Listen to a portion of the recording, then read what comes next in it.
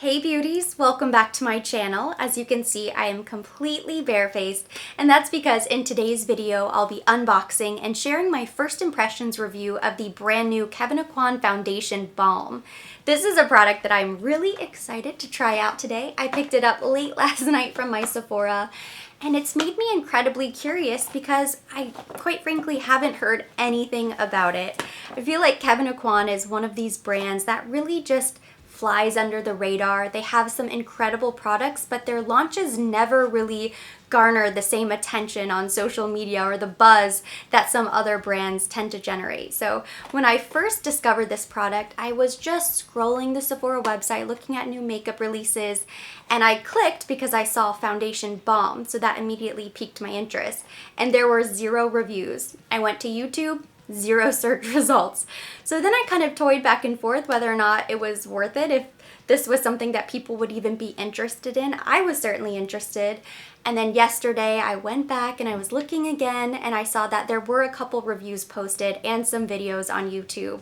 So people are starting to catch on to this new foundation launch, and I figured I just really needed to try it out for myself. Even the people at Sephora, I was asking about it. I went in with the photo, I did the shade match finder on the website, and I said, this is exactly what I'm looking for. And there were boxes of it in the back. They hadn't even put it out yet. So the man was so helpful to go through some boxes and try to figure out what would be a good shade for me. They had no information about it, so we opened it up together. This is what the box looks like. It retails for $52. So sort of pricey for a foundation, but it does come with a little brush, which the photo online does show the brush, but I wasn't even sure until I saw it in store that it actually came with the product. So it's a nice little kabuki. This looks like a really nice substantial brush. It's a really good size. It's a little bit smaller than, a full-size foundation brush, but still great for travel. And then we open up the box.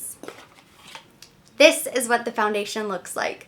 So when I saw that photo online, I honestly, in my head, thought that it might be something more like the Soleil Tan de Chanel, but as you can see, there is quite a substantial size difference. So the foundation balm has 0.7 ounces of product, a little bit less than the standard 1 ounce. The Soleil Tan de Chanel is a full 1 ounce. Of course, it's still just a cream bronzer, so you're gonna go through this a lot less quickly than you would a full foundation. The texture, whenever I was kind of swatching it in store on my hand, reminded me a lot of this foundation, which is the Giorgio Armani Power Fabric High Coverage Foundation Balm. And this one has 0.32 ounces. So not quite as much as the Soleil Tan de Chanel, but more than double the Armani. And I would have to double check the price, but I imagine it's probably around $60, $64. That's generally the price point of an Armani foundation. So twice as much product as this, even though it does look very small, and it comes with the brush. A couple other interesting things that I read online. It's available in 20 different shades. It's full coverage. It has a matte finish, cream texture. It's best suited for normal, combination, or oily skin. So not dry, and of course that does make sense since it has a matte finish. It also contains hyaluronic acid, vitamin E, and avocado oil. It's paraben free. It of course comes with the brush, and it says on the website that it's the same shade as Etherealist. So if you have a good foundation match in their other formula, you would be the same shade in this foundation, except they added 4 additional shades. So they have an even wider range. And they suggest you start in the center and then work outward with the brush. And from what I read from the reviews online, there were only 2, I think, posted the last time I checked, is that it is full coverage, but you can shear it out. So if you don't like full coverage, you could just use less product and just make sure to blend more evenly. or you can build it up and stipple in places that you do want more coverage. So it's more of a medium to full coverage foundation. I'm excited to try it out. I am going to prep my skin with a primer because it is more of a matte finish. I'm gonna go in with the Wonder Glow, and I'm going to mix in a little bit of this Kevyn Aucoin Glass Glow Face. If you saw my review of this product, you know that I struggled with it and I found it to be a little bit tricky. But one of the suggestions on the website is that you mix it into a primer. So I'm gonna mix these two together. That way I'll have a little bit more of a hydrated canvas. I zoomed you in a little bit closer. I'm just gonna take a little bit of each on the back of my hand. Maybe a little bit more. Both of these have radiance, so it'll give me a little bit more glow, which I think will be nice to kind of balance out the matte finish of the foundation. And I'm gonna use the brush because I'm just too darn curious to wait. I just wanna see what this is like. Okay.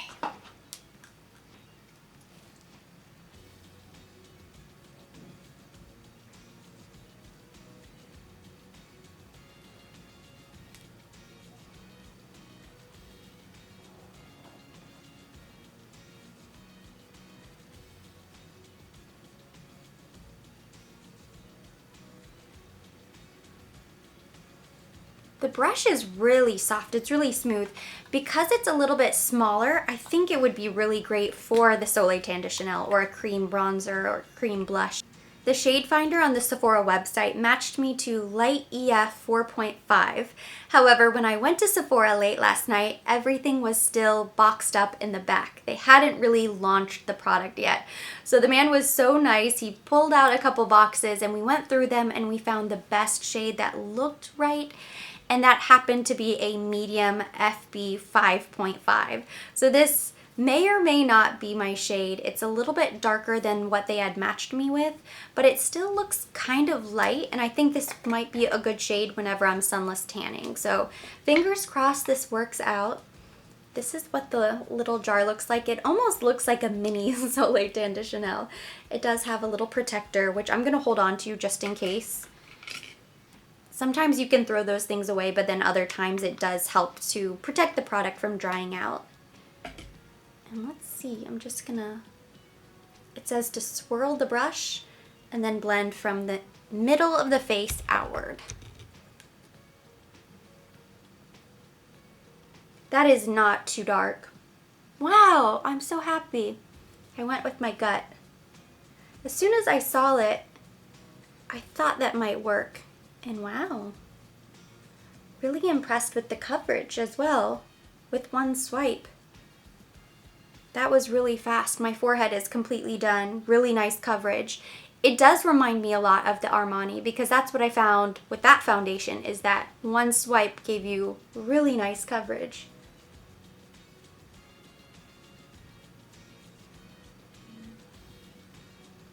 I'm very glad that I did the primer as well.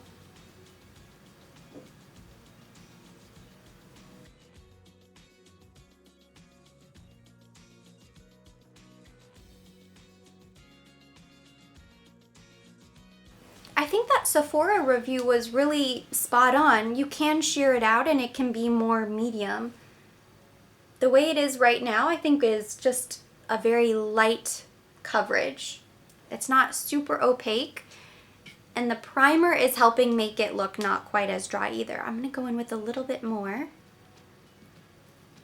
And I haven't made a huge dent in the product yet, which is nice because that small little container makes me nervous, thinking that it'll disappear really fast. Let me go over my chin, my little blemishes. Gone. Covered. That's really the most important thing. I love the way it looks on the skin. It truly does give you a flawless face. I cannot see a single pore. It just looks completely smooth. Maybe that's because of the primer, but either way, I'm really impressed.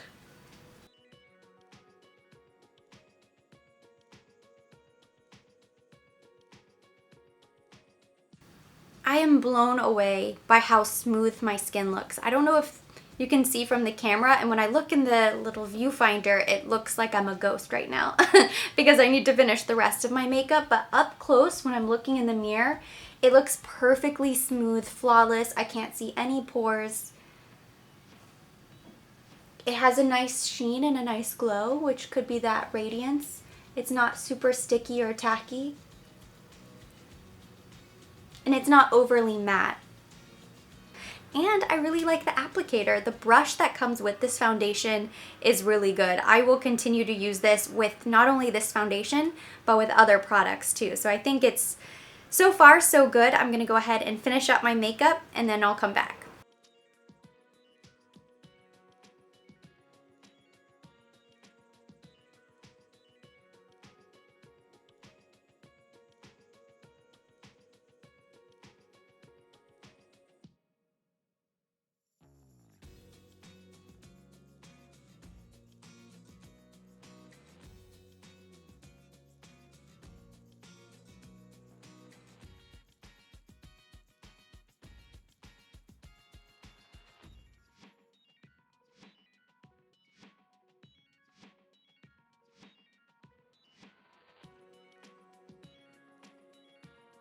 And this is the complete makeup look. I pulled out some of my favorite Kevyn Aucoin products to finish my makeup today. So of course you saw me go in with the Glass Glow Face. I mixed this with my Wonder Glow Primer from Charlotte Tilbury to prep the skin. But I also went on top of my makeup and I just dabbed a little bit on the tops of my cheeks, down the bridge of my nose, ball of my nose. You have to be sort of careful with the Cupid's bow because this does give that shiny, wet, glass skin effect. You don't want to look like you have a sweaty lip. So less is more when it comes to this product. I've learned that the hard way, but it really is beautiful. And then I went in with the Kevyn Aucoin Emphasize Eye Design Palette in the shade As Seen In. It's really pretty mauve tones, and then it has this gorgeous rose gold cream eyeshadow which I put all over the lid. I really love these. And then with lips, I did a nude, pinky nude lipstick, and then I topped that off with the Glass Glow Lip, which is a really beautiful iridescent lip gloss. So overall, I must say my final thoughts are that I still love it. My initial thoughts were that I loved it, and nothing has changed in the last 45 minutes to an hour or so that I've had this foundation on my skin. I still think it looks really kind of effortless and flawless. It was incredibly fast application. I love the brush that comes with the product. So I have no complaints or anything bad to say about this foundation. The reviews that I read on the Sephora website were pretty accurate. I mean, for the most part, what I saw was positive, and I agree with everybody. You can sheer it out to be more of a medium coverage, but you can build it up. You can stipple, you can buff, you can do a lot with this brush. In fact, I used this to do my concealer, which I used the Chanel corrector, and then the Soleil Tan de Chanel cream bronzer, because I figured, what the heck, I might as well try it for other things. So the brush is really multi-use. It works perfectly, of course, with the foundation, but the foundation itself is really nice. And I think the key is to prep the skin. So you want to make sure, if you're normal, to go in with a hydrating primer. Definitely don't skip moisturizer if you're going to use this foundation. If you are oily and you need oil control, this would be right up your alley, and you could probably just go about your normal foundation routine because it does have a pretty matte finish. But really silky texture. In fact, I did do a little research and I compared it with the Armani Power Fabric. This retails for $64 versus the Kevyn Aucoin Foundation Balm, which is $52. I would say between the two, I prefer the Kevyn Aucoin. This is a foundation that I have in a lighter shade anyhow, so I rarely grab this. When I do, I love the way it looks, but it's very similar in terms of the texture. It's a matte finish, full coverage, very silky foundation balm. The other thing is the color. So I mentioned that I wasn't really sure what color to grab. The foundation shade finder had matched me in light 4.5, but I ended up grabbing a medium FB 5.5. But when I looked on the website to compare the shades, it looks like the shade that I picked up doesn't exist, which doesn't make any sense. So if I'm looking at the Kevyn Aucoin Foundation Balm on the Sephora website, it goes from light EF 4.5 to EF 05, EF 5.5, which still says light, and then it goes medium EF07. And it looks like they are in numerical order all the way down. So I don't know why this is a medium FB 5.5 and it's not listed on the website. I don't know if this is maybe just mismarked and it's supposed to be light 5.5. If that's the case, then it is, let's see, 4.5. It's 2 shades darker than what they matched me with. I really like the medium 5.5 and I don't think it's too dark. I'm actually kind of surprised with how light it is. I swatched it on my hand and I thought, oof, this might be way too dark for my skin tone, and I could probably go up a couple more shades from this whenever I do have a layer or two of my sunless tanner on. So I'm happy with the shade. It fits me right now perfectly. I would say they probably run a little bit light. I absolutely love that it has hyaluronic acid, avocado oil, and vitamin E, so it has yummy stuff for your skin, which really elevates a luxury foundation. I don't want to say that you expect skincare every single time, but it is those nice little details that make the $52 price point worth it. This may become my go-to foundation for the rest of the summer. I have pretty normal skin. Occasionally I get oily in my T-zone throughout the day, but it is so hot and humid, and all of my Floridians out there, you know we are on day, 200 of straight rain in the afternoon. It's what you expect, summertime Florida, but it's just so humid that it's almost nice to have a little bit more of a matte foundation, even if you don't have super oily skin, just because you walk outside and everything starts to melt. So I really do love this product. I'm so overwhelmed with how much I love it. So I'll be excited to wear this a little bit more, see how it lasts. Hopefully, fingers crossed, it doesn't start breaking up on the skin or oxidize or do anything funny. But I've had it now on my face for nearly 2 hours from the moment I first started recording, and it still looks flawless. Here I am sitting in air conditioning, so I'm not sure if that's really quite a good test to put it through, but so far so good. I have a sneaking suspicion that it will wear very well, so of course I will keep you guys posted, but my initial impressions, initial thoughts are that I am incredibly impressed and I really love this foundation. I'm looking forward to wearing it tomorrow and the next day and trying it out and trying it with different primers and seeing how it wears in different scenarios. I haven't felt that way about a foundation in a really long time. There are quite a few foundation launches to look forward to. Just this morning I ordered the New Girl Lawn foundation. It's one that has been available in Europe for a while, I believe. At least a year, because I've seen some old reviews, but it's making its way to the States. So just today it dropped on Sephora.com and it'll be making its way out to stores. And then next week we have the Charlotte Tilbury foundation launching. So many great foundation launches to look forward to. August is turning out to be a really fun, exciting month for makeup. And that completes today's video. So thank you so much for watching. Hopefully you enjoyed it. If you did, give it a thumbs up. Leave me any of your comments or your questions down below. I want to hear from you guys. Have you heard of this foundation balm? Are you interested to try it?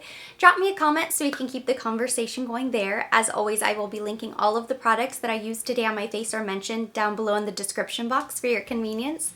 And for more videos like this, don't forget to subscribe and hit that notification bell.